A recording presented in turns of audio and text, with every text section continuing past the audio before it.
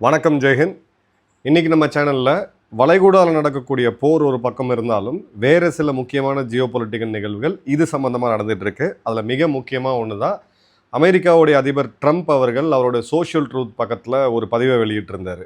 அமெரிக்காவுடைய தற்போதைய வெளியுறவு கொள்கை அப்படின்றது அவங்களுடைய அமைச்சர்களோ இல்லை அதிகாரிகளோ இல்லை வெளியுறவுத்துறை அமைச்சகமோ வெளியிடாமல் நேரடியாக ட்ரம்ப் போடக்கூடிய அந்த பதிவு தான் உலகத்துக்கு இருக்கக்கூடிய செய்தி. ஸோ இந்த செய்தியில் பதிவில் அவர் என்ன போட்டிருக்காரு அப்படின்னு நம்ம கவனித்தோம்னா, 50 வருடத்துக்கு பிறகு, அதாவது நிக்சன் அவர்களுக்கு பிறகு அமெரிக்கா எண்ணெய் சுத்திகரிப்பு நிலையம் அப்படின்னு சொல்லக்கூடிய ஆயில் ரிஃபைனரியை மீண்டும் ஆரம்பிக்கிறாங்க. எங்கே அப்படின்னு பார்த்தீங்கன்னா, டெக்ஸஸில் இருக்கக்கூடிய போர்ட் ஆஃப் ப்ரௌன்ஸ்வில்லில்.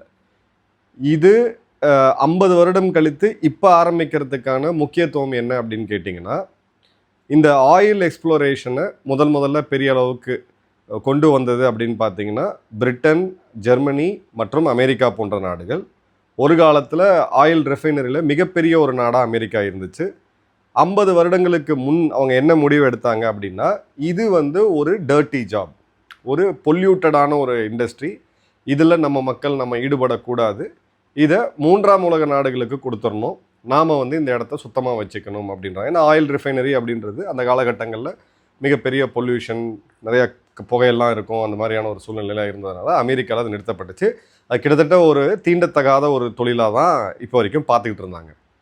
ஆனால் ட்ரம்ப் 2024 நவம்பர் தேர்தலுக்கு பிரச்சாரத்தில் டிக் மோர் அப்படின்ற பிரச்சாரத்தை வைத்தார். இன்னும் தோண்டுவோம் அப்படின்னு சொல்லிட்டு. ஸோ அவர் எடுத்த முன்னெடுப்பு என்ன அப்படின்னா, காப்ஸு, சோலார் அலையன்ஸ் போன்று உலகத்தோடைய பூமியோடைய வெப்பமயமாகுதல் அப்படின்னு சொல்லக்கூடிய கிளைமேட் சேஞ்ச் மற்றும் இந்த ஒரு பாயிண்டில், சுற்றுப்புற சூழல் மாசு இந்த பாயிண்டில், இது எல்லாமே ஹோக்ஸு, கிளைமேட் சேஞ்ச் எல்லாம் ஒன்றும் கிடையாது அப்படின்னு சொல்லிட்டு பாரிஸில் நடக்கக்கூடிய அந்த காப்ஸ் மாநாட்டில் இந்த வருடம் அமெரிக்கா, அதில் மட்டும் கிடையாது, கிட்டத்தட்ட 36 ஒப்பந்தங்கள்லேருந்து அமெரிக்கா பின்வாங்குறாங்க.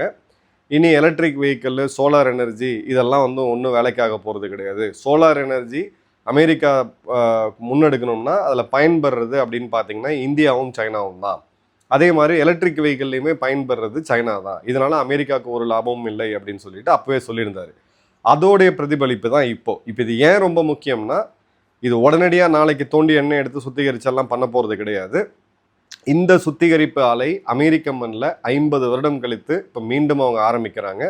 இதனால் ஆயிரக்கணக்கான வேலை வாய்ப்புகள் பெருகும் அப்படின்னு சொல்லிட்டு மிக முக்கியமான சொல்கிறது விஷயம் என்ன சொல்கிறாருன்னு பார்த்தீங்கன்னா, இந்தியாவுடைய பார்ட்னர்ஸ் கிட்ட நாங்கள் பேசிட்டு இந்த இதை நாங்கள் கொண்டு வரோம் அப்படின்னு சொல்லி ரிலையன்ஸ் நிறுவனத்தை கோடிட்டு காமிச்சிருக்காரு. ஸோ ரிலையன்ஸ் நிறுவனம் தான் அமெரிக்காவுடைய வரலாற்றிலேயே மிகப்பெரிய ஆயில் ரிஃபைனரி, $300 பில்லியன் அளவுக்கான இன்வெஸ்ட்மெண்ட்ஸை கொண்டு வர போகிறாங்க அப்படின்ட்டு.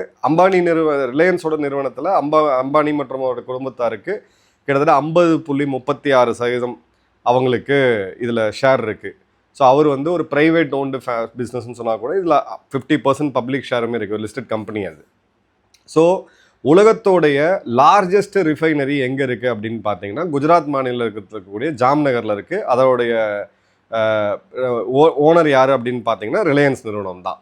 இப்போது அதை விட பெருசாக $300 பில்லியன் இன்வெஸ்ட்மெண்ட்டில் அமெரிக்காவில் இதை கொண்டு வர போகிறோம் அப்படின்னு சொல்லிட்டு இந்தியா இஸ் நெவர், இந்த இடத்துல அவர் என்ன சொல்கிறாரு அப்படின்னு பார்த்தீங்கன்னா, ஒரு பார்ட்னர்ஸ் இன் இந்தியா அந்த largest privately held energy company for their tremendous investment அப்படின்னு சொல்லி ரிலையன்ஸ் நிறுவனத்தை ஒரு பட்டும் படாமல் பாராட்டியிருக்கிறாரு. அதே மாதிரி உலகத்தோடைய க்ளீன் எனர்ஜியாக ஒரு ரொம்ப சுத்தமான ஒரு பொல்யூஷனே இல்லாத ஒரு ரிஃபைனரியாக இருக்கும் அப்படின்னு சொல்லி அறிவிப்பை வெளியிட்டிருக்காரு. சமீபத்தில் அம்பானி குடும்பத்தோடைய திருமணத்தில் ட்ரம்ப் அவர்களுடைய மகன் கலந்துக்கிட்டதை நம்ம பார்த்தோம். இப்போ இந்த இடத்துல 3 முக்கியமான காரணங்கள். ஃபஸ்ட்டு, இந்த ரிஃபைனரி என்ன பண்ண போகுது? ஷேல் க்ரூடு எங்கேருந்து வருது? வெனிசுலாவிலேருந்து. ஸோ வெனிசுலாவை கைப்பற்றி அங்கே இருக்கக்கூடிய க்ரூடை எடுத்துகிட்டு ஒரு இந்திய நிறுவனம் இப்போ அமெரிக்காவில் சுத்திகரிக்க போகிறாங்க. இதனால் நிச்சயமாக எனர்ஜி காஸ்ட் அப்படின்றது அமெரிக்காவுக்கு கம்மியாகும். ஃபஸ்ட்டு. ரெண்டாவது, இப்போ ஸ்ட்ரெயிட் ஆஃப் ஹார்மூஸ் மாதிரி இப்போது தியரிட்டிக்கலாக நம்ம பல அனாலிசிஸில் பேசும்போது மலாக்கா ஸ்ட்ரெயிட்டை சோக் பண்ணால் சைனா என்ன ஆகும்ன்றது இந்த கேள்வியை நம்ம கிட்டத்தட்ட ஒரு 100க்கும் அதிகமான வீடியோவில் பேசியிருக்கோம். இப்போ நம்ம வாழ்நாளில் நம்ம கண் முன்னாடியே ஒரு கணவாய் வந்து க்ளோஸ் பண்ணாங்க, இல்லை அந்த இடத்துல பிரச்சனை வருதுன்னா உலகமே எப்படி அதிருதுன்னு நம்ம வந்து கிளியராக பார்க்க முடியுது. ஸோ மலாக்கா டைலமா அப்படின்றது சைனாக்கு இருக்கக்கூடிய ரியாலிட்டி. மலாக்கா ஸ்ட்ரைட்டை இந்தியா தடுத்தாங்கன்னா இப்போ நம்ம என்ன பார்த்தோமோ இதை விட ஒரு மோசமான நிகழ்வு அப்படின்றது நடக்கும். ஏன்னா சைனா தான் உலகத்தோடைய ஃபேக்ட்ரி. ஸோ சைனாவிலேருந்து எந்த பொருட்களும் வெளியிலையும் போக முடியாது, சைனாக்கு எந்த பொருளும் உள்ளேயும் போக முடியாதுன்ற அளவுக்கு ஒரு நெருக்கடியை வந்து உண்டு பண்ணும். ஸோ இதை கரெக்டாக புரிஞ்சுக்கிட்டு வரக்கூடிய காலங்களில் நடக்கக்கூடிய யுத்தங்கள் இதில் அமெரிக்காவுடைய மக்களுக்கு எந்த விதமான பாதிப்பும் வந்துடக்கூடாது. அந்த மாதிரி பாதிப்பு வந்து அந்த மக்களுடைய கோபம் தனக்கு எதிராக போகக்கூடாது அப்படின்றதுக்காக தான் இந்த ப்ராஜெக்டை ஒரு உள்ளுக்குள்ளே கொண்டு வருது. எந்த உலகத்தில் எந்த கணவாய், எந்த கெனால், எந்த ஸ்ட்ரெயிட் மூடப்பட்டாலும் அதனால் அமெரிக்காவுக்கு எந்த விதமான பாதிப்பும் வந்துடக்கூடாது. மூணாவது, அவங்க இராணுவ ரீதியாக சில போர்களுக்கு தயாராகிறாங்க. ஃபஸ்ட்டு நம்ம வெனிசுலா பார்த்தோம், ரெண்டாவது இப்போது ஈரான் பார்க்குறோம், அடுத்தது கியூபா, நாலாவது ஆல் லைக்லி சைனாவாக இருக்கிறதுக்கான வாய்ப்புகள் மிக மிக அதிகமாக இருக்குது. இந்த நேரத்தில் இராணுவத்துக்கு தேவையான எரிபொருளையும் இந்த இடத்துல மூலிமா நிரப்ப முடியும். இதுதான் 3 முக்கியமான ரீசன். இப்போது இந்திய நிறுவனம் ஏன் இங்கே உள்ளே வந்துச்சு? இன்றைக்கி உலகத்தோடைய ரிஃபைனரியில் ஒரு காலத்தில் கோலோச்சனை பிரிட்டிஷ், அதன் பிறகு கோலோச்சனை அமெரிக்கா, அதன் பிறகு இந்த சவுதியோடைய அராம்கோ நிறுவனமும் ரிலையன்ஸும் ஒரு 5-6 வருடத்துக்கு முன்னாடி ஒரு பார்ட்னர்ஷிப்பில் வந்தாங்க, பிறகு விலகினாங்க. அந்த ஸ்டோரிலாம் பார்த்தோம். இன்றைக்கி ஒரு ரிஃபைனரியை, கச்சா எண்ணெய் சுத்திகரிப்பு நிலையத்தை திறன்பட நடத்த முடியும் அப்படின்னா அது இந்திய நிறுவனங்களால் தான் முடியும். அதனால தான் ஒரு இந்திய நிறுவனத்தோட பார்ட்னர்ஷிப். இந்த இடத்துல ரஷ்யாவோட ராஸ்ஃபெட்டோ இல்லை சவுதியோ அவங்க கூப்பிட்டாங்கன்னா அந்த அலையன்ஸில் இருக்கக்கூடிய நாடுகள் அப்படின்றது வந்துடும். ஒன்று அவங்க அலையன்ஸில் இருக்கக்கூடிய நாடு, இல்லை எதிராக இருக்கக்கூடிய நாடு. ஸோ இந்த இடத்துல இந்தியா ஒரு மல்டி அலைன்டு கண்ட்ரி அப்படின்ற ஒரு கண்ணோட்டத்தில் இப்போது அதே மாதிரி இந்தியாவுக்கும் அமெரிக்காவுக்கும் உள்ள அந்த ட்ரேட் டெஃபிஷிட், வர்த்தக பற்றாக்குறை, நம்ம அதிகமாக ஏற்றுமதி பண்ணுறோம், கம்மியாக இறக்குமதி பண்ணுறோம், அதை வந்து இவர் டேரிஃப் கொடுத்து நான் சரி பண்ணிடுவேன் அப்படின்னாரு. அது இந்தியா அசராமல் நின்னதுனால இப்போ இந்த இடத்துல அவருக்கு இதை ஒரு ஜஸ்டிஃபிகேஷனாக கொண்டு வரலாம். பாருங்கள், அமெரிக்காவிலேருந்து நம்ம எவ்வளோ கஷ்டப்பட்டு இந்திய நிறுவனம் வந்து இப்போ $300 பில்லியன் முதலீடு பண்ணியிருக்கிறாங்க அப்படின்ட்டு. இது ஒரு 20 வருஷம் ஆஃப்டேக் அக்ரிமெண்ட். ஸோ 20 வருஷம் ரிலையன்ஸ் நிறுவனத்துக்கு மினிமம் பிஸ்னஸ் அப்படின்றது இருக்குது. அமெரிக்காவோட ஷேல் க்ரூடை ப்ராசஸ் பண்ணணும்னு இது சொன்னாலும் அடிப்படையாக பார்த்தீங்க அப்படின்னா வெனிசுலாவோட க்ரூட் ஆயில தான் இது வந்து கண்டிப்பாக ப்ராசஸ் பண்ணும்.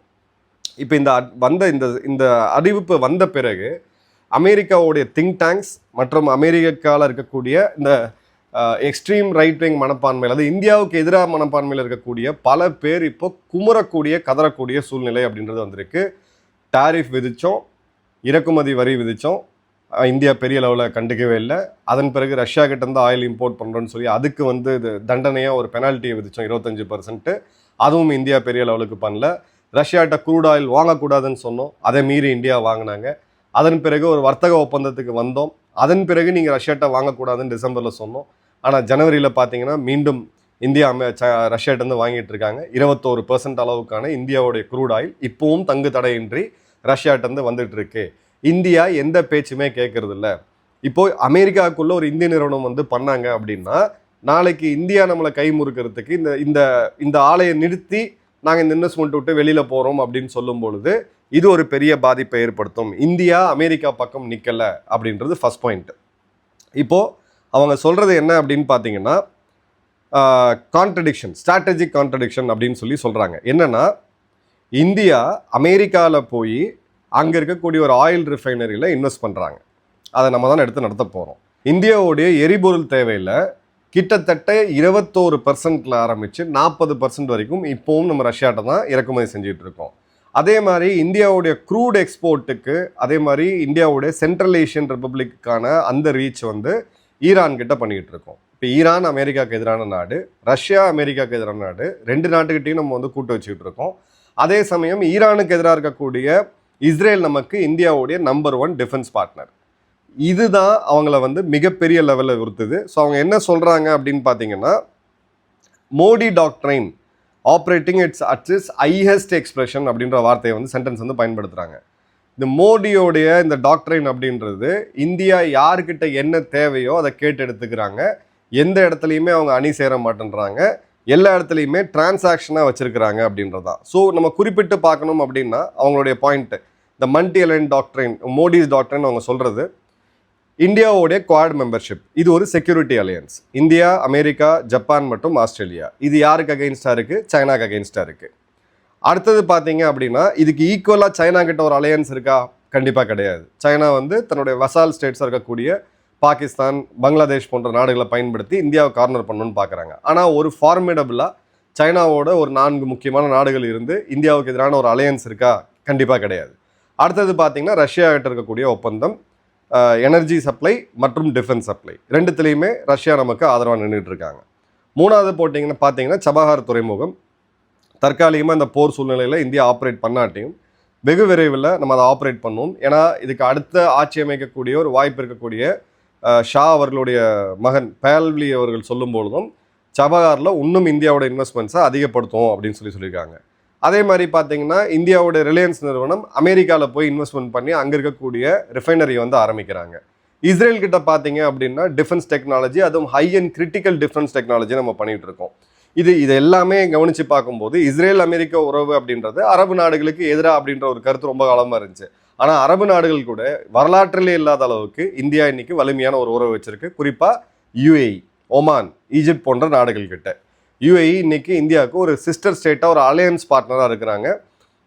கிட்டத்தட்ட 10 லட்சம் பேருக்கும் அதிகமான மக்கள் அங்கே வேலை பார்க்குறாங்க. ஸோ இது எல்லாமே இவங்க வந்து ஒரே நேரத்தில் பண்ணுறாங்க, ரொம்ப ஸ்மார்ட்டாக இவங்க பண்ணிகிட்டு இருக்காங்க அப்படின்னு சொல்லிட்டு இவங்க வந்து ஒரு இதை கொண்டு வராங்க, நரேட்டிவ் வந்து கொண்டு வராங்க.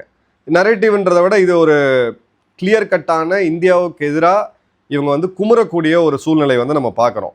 இப்போ அவங்க என்ன சொல்கிறாங்க அப்படின்னு பார்த்தீங்கன்னா, அவங்களோட கீ தெசிஸ் என்ன அப்படின்னா, no formal alliance with any power. யாருக்கிட்டையும் எந்த ஒரு உலக சக்திகிட்டையும் கூட்டணி அப்படின்றது கிடையாது. Maximum leverage with all of them. எல்லாருக்கிட்டையுமே அவங்களுக்கு கேட்டு பெற வேண்டியதை கேட்டு பெற, அவங்க தேவையானதை கேட்டு பெறுறாங்க. Every relationship is transaction. அவங்களுடைய உறவு எல்லாமே கிவ் அண்ட் டேக் தான். நீ எனக்கு என்ன கொடுக்குற, நான் பதிலுக்கு உனக்கு என்ன கொடுப்பேன்.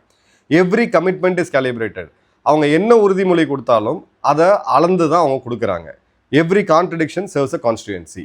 அவங்களுடைய ஒரு முரணும் ஒரு பொலிட்டிக்கல் டூலாக பயன்பட்டு இருக்கு. இதுதான் இன்னைக்கு இந்த இன்வெஸ்ட்மெண்ட்டுக்கு அப்புறம் உலகம் நம்மளை பார்க்கக்கூடிய ஒரு மிக முக்கியமான பார்வை. ஏன்னா இது எல்லாமே அமெரிக்காவுடைய கிரிட்டிக்கல் திங்க் டேங்க்ஸ், அவங்களுடைய முன்னாள் அதிபர்கள் இவங்க பேசக்கூடியது. ஸோ இதோடைய ஆஃப்டர் மேத் என்னவா இருக்கும் அப்படின்னா, வெகு விரைவில் நான் சொல்கிறது ஒரு 5 வருட காலத்தில் இப்போ எப்படி அவங்க சைனாவை டார்கெட் பண்ணுறாங்களோ அதே மாதிரி இந்தியாவை டார்கெட் பண்ணுவாங்க. அமெரிக்காவை பொறுத்த வரைக்கும் சைனாவை வீழ்த்தணும், இந்தியாவை வீழ்த்தக்கூடாது. இந்தியா ஒரு வலிமையற்ற ஒரு ஸ்திரமில்லாத அரசு இங்கே இருக்கணும். இந்தியாவுடைய பொருளாதார வளர்ச்சி அப்படின்றது 2-3% இருக்கணும்.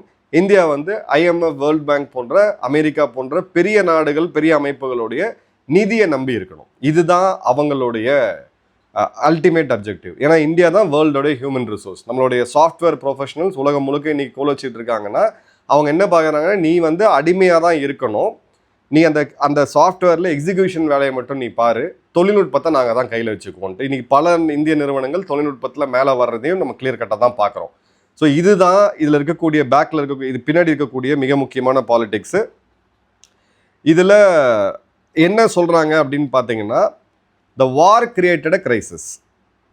ரஷ்யா உக்ரைன் போகிறப்போ அங்கே இருக்கக்கூடிய கோதுமை மற்றும் சூரியகாந்தி எண்ணெயோட ஒரு எண்ணெய் விலையேறத்தோட தாக்கத்தை நம்மளுடைய கடல் எண்ணெய், நல்லெண்ணெய் எல்லாமே 450 ரூபா கிட்ட போய் லிட்டர் போனதை நம்ம பார்த்தோம். தேங்காய் எண்ணெய் 150 ரூபா 160 ரூபா இருந்து 450 ரூபா போச்சு. ஏன்னா ஒரு முக்கியமான எடிபிள் ஆயிலுடைய வரத்து அப்படின்றது கம்மியாச்சு.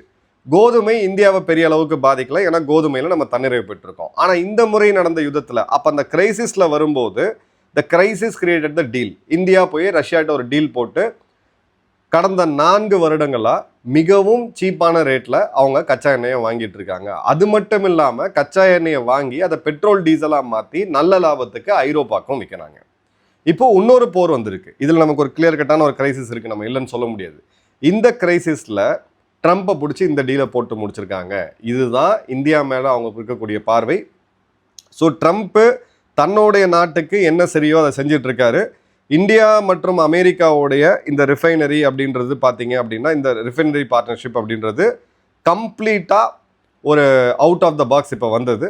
இன்னும் சுவாரஸ்யமாக அதே மாதிரி உலகத்தில் நினச்சி பார்க்க முடியாத ட்ரிக்ஸ் அண்ட் டர்ன்ஸோட இந்த ஜியோ பாலிட்டிக்ஸ் அப்படின்றது நகரப்போகுது. நம்ம வாட்ஸ்அப் மற்றும் டெலகிராம் சேனலில் தொடர்ந்து அப்டேட் கொடுத்துட்ருக்கோம். அதை ஃபாலோ பண்ணி அதை ஃபுல்லாக பாருங்கள். நன்றி, வணக்கம், ஜெய்ஹிந்த்.